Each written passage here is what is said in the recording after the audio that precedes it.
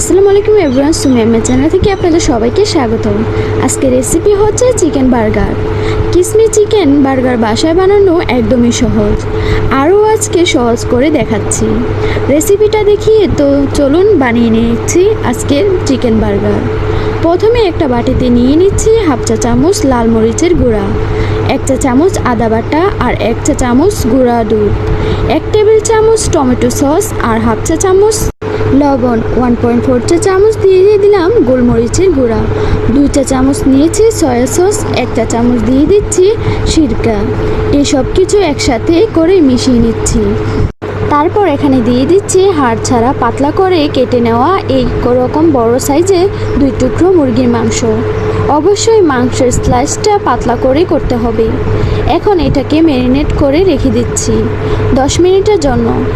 আরও একটি বাটিতে নিয়ে নিচ্ছি হাফ কাপ ময়দা, 1.4 চা চামচ কালো গোলমরিচের গুঁড়া, স্বাদ মতন লবণ আর 1.4 চা চামচ লাল মরিচের গুঁড়া।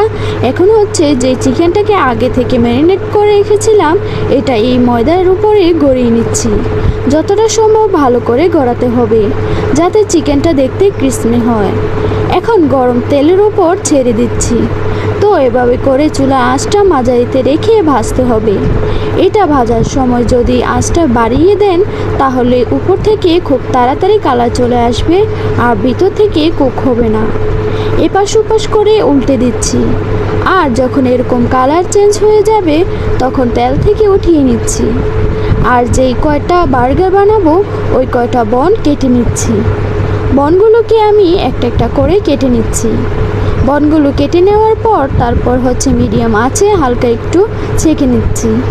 তারপর নিয়ে নিচ্ছি হাফ কাপ টমেটো সস আর এখানে দিয়ে দিচ্ছি প্রায় 1.5 টেবিল চামচ মেয়োনিজ।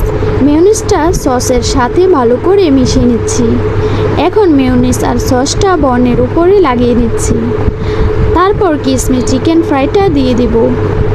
তারপর দিয়ে দিচ্ছি শসা স্লাইস আর টমেটো স্লাইস দিয়ে বানিয়ে নিচ্ছি। এটা বানাতে খুবই সহজ। আপনি যদি বাসায় বানান তাহলে খরচ অনেক কম পড়বে আর খেতেও অনেক মজাদার হয়। মাঝে মাঝে বানিয়ে দেখতে পারেন। তো বন্ধুরা, আশা করছি প্রতিদিনের রেসিপির মতন আজকের রেসিপিটাও আপনাদের সবার কাছে ভালো লেগেছে। যদি ভালো লেগে থাকে তাহলে অবশ্যই লাইক কমেন্ট শেয়ার করে জানাবেন। এতক্ষণ আমার ভিডিওটি দেখার জন্য সবাইকে জানাচ্ছি ধন্যবাদ। আসসালামু আলাইকুম রহমতুল্লাহি ওয়া বারাকাতুহু।